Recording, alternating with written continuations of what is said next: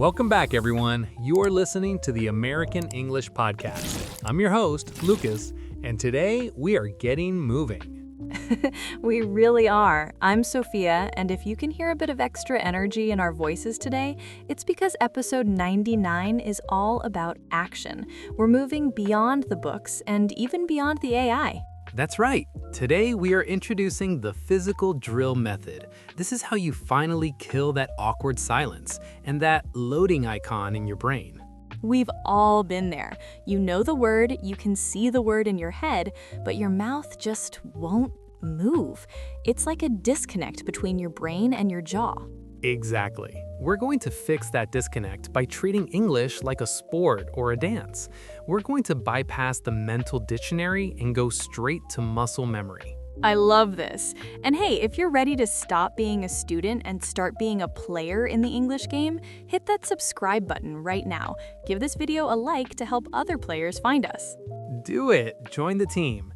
Now, Sophia, let's talk about why the internal translation trap is actually a biological problem. Sophia, when most people study vocabulary, they sit at a desk, they look at a word, and they think about its meaning. Right, table means this in my language. Understand means that. Exactly. That creates a decoding puzzle in the brain. When you're in a high-stakes conversation, like a job interview or a first date, your brain tries to solve the puzzle. It goes, find the concept, find the native word, find the English translation, then move the mouth. That is a lot of steps. No wonder there's a cognitive lag. It's a massive bottleneck. The frustration of knowing the words but being unable to access them comes from this decoding process. Your brain is treating English as a math problem, but a conversation is a reflex. It's like trying to play tennis by thinking about the physics of the ball. If you think about the angle and the velocity, you're going to miss the shot. Perfectly said. You have to hit the ball before you think about it. The physical drill method is about training your vocal cords to react before your internal critic can start overthinking. So we're moving from the prefrontal cortex, the thinking part of the brain, to the cerebellum, the part that handles habits and movement. Exactly. We want to erase the awkward silence by making the English sound so automatic that they just fall out of your mouth. This sounds a bit like magic, Lucas. How do we actually bypass the thinking brain? We use physical anchoring. This is a neuro-linguistic concept where we link a sound to a physical movement. Have you ever noticed that it's easier to remember the lyrics to a song if you're dancing or tapping your foot? Oh, definitely. The rhythm carries the words. That's because the rhythm creates a forced tempo. When you use a physical cue, like snapping your fingers, tapping the table, or even stepping in place, it prevents your brain from stopping to translate. Because the beat doesn't stop. If I'm snapping my fingers, snap, snap, snap, I have to say the words on the beat. I don't have time to look in my mental dictionary. Exactly. We are using the vocal apparatus, your tongue, lips, and throat, as a musical instrument.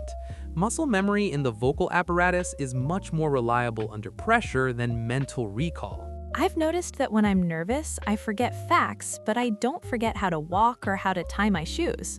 Exactly. Those are physical anchors. We want your high-frequency English phrases to be just as deep in your muscles as tying your shoes. So by adding a physical movement, we're actually inviting more of our brain to help us speak. Let's get into the actual drill. I call this the synchronization drill. We take those high-frequency lexical chunks we've been talking about, and we sync them to a consistent physical beat. Let's try one. How about the chunk, I was just about to say that? Perfect. Start a beat. Tap, tap, tap. Now, say the phrase exactly on the beat. Tapping.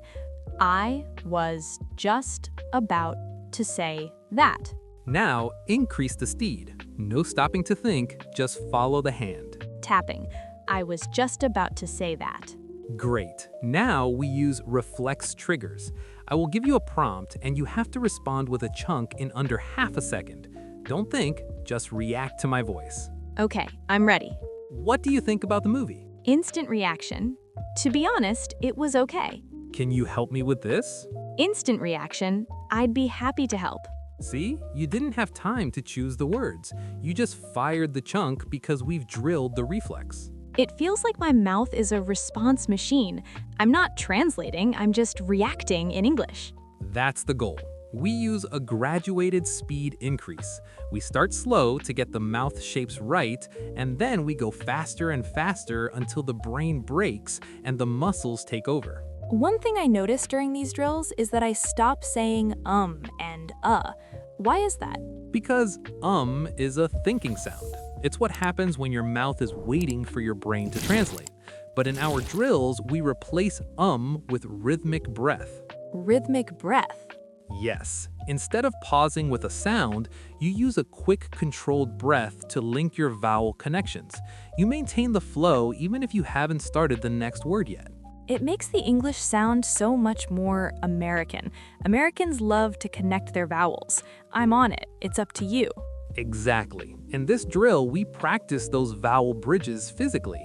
We aren't just saying words, we are practicing the glue that holds them together. So we're moving from isolated drills to unpredictable social interactions. You start to simulate a conversation where the beat is always moving. Right. And to keep this working, you need a 5-minute maintenance routine. You can't just do this once. You have to keep the neural pathways primed for spontaneity. Just 5 minutes. I can do that while I'm making my bed or walking to the car. That's the best time. Do your drills while you are doing another physical task. It doubles the muscle memory effect.